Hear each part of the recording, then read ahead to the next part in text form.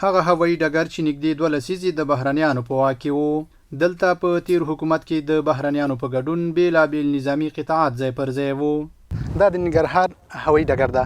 دغه ډګر په تیر نظام کې یوازې پوځي برخې دپاره استعمالېده، خو اوس مسؤلین وایي چې له دې وروسته به له دې ډګره ملکي برخې الوتنې هم ترسره کیږي.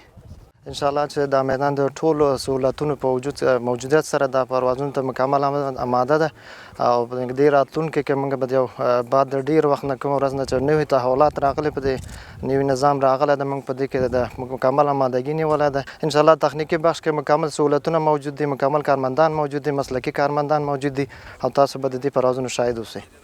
دی زیاتوي چې ورځ تر بلې د دې هوایي میدان چارې د معیاري کېدو په لور روانې دي او په وینا یې چې په نږدې راتلونکي کې به یو معیاري هوایي ډګر ولرو.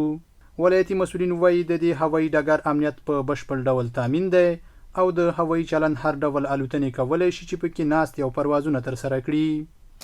هیوادوالو ته او نړیوالو ته اطمینان ورکو چې دغه هوایي میدان ننګرهار ولایت ته پوره د پروازونو پر مخ باندې آماده دی.